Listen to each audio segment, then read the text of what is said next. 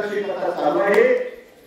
कथेचं असंपूर्ण महत्व आणि कथेचा प्रतिपाद्य विषय असा की ज्यावेळेला सहस्रार्जुनाच्या राजवाड्यामध्ये किंवा राज्यामध्ये नगरामध्ये लावण्याची झालेली अवस्था अंगदाने सांगितली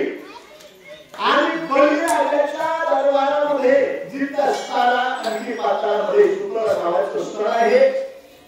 तिथं सहस्त्र ज्या बळीराजाचं साईपात दूतगर्भ खेळत असताना राजा रावणा तू तिथे समोर उभा होता पण तो 5 अश्वगणाचा हातातून निसटला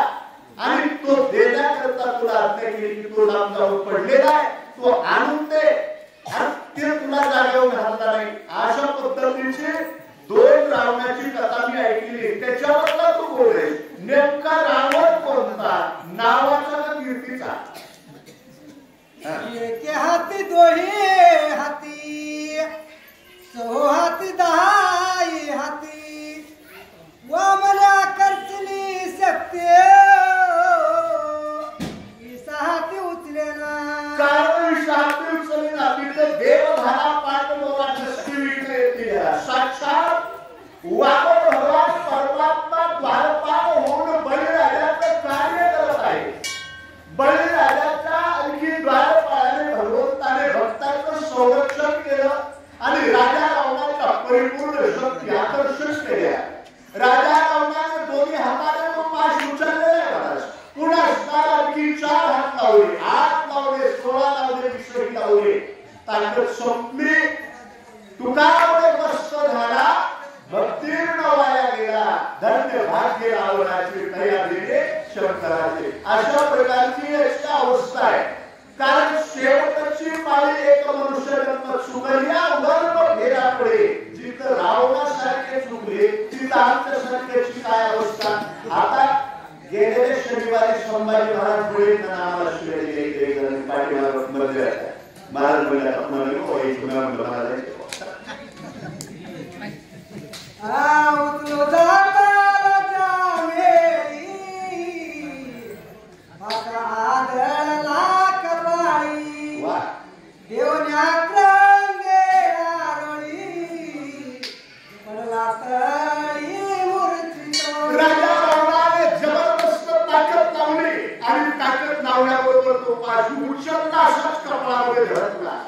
राजा रावणाने केवळ असणारे आत्मत्व लागला जमिनीवर एका लावण्याच्या उन्मळून प्रमाणे भाग करतो रावण पडलेला आहे अंगद म्हणत आहे त्याच्या मधला तू होता कोणी दुसरं होत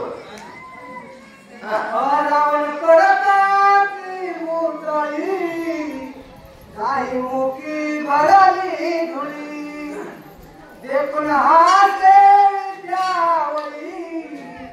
विचारी काय सेवके कारण विंध्याकडे हसू लागलेली अरे लागलेली अकलीतला पत्नीच विंध्याकडे महाराज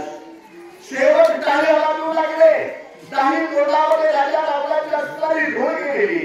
केवळ राजा रावणचा फड करू लागलेला आहे तो शाही पाठ नावाचा असणारा होता छोटा फटकन कपाळामध्ये लागल्यानंतर अगदी राजा रावणाची मोर्शवत अवस्था झाली अरे तो रावण काय करतोय रावण पडताची मूर्तीचा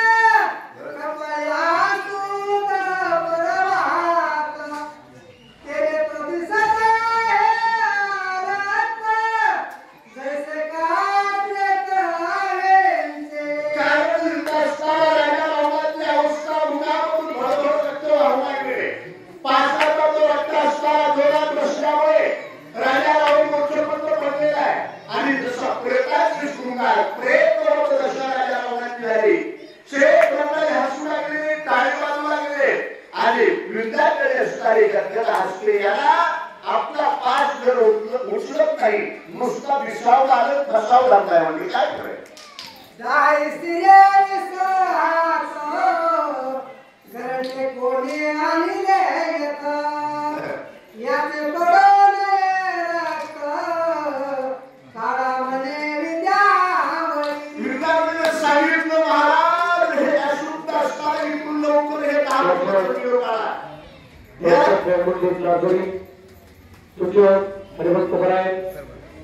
रामायणाचार्य मराठी महाराज सांगले कुरुड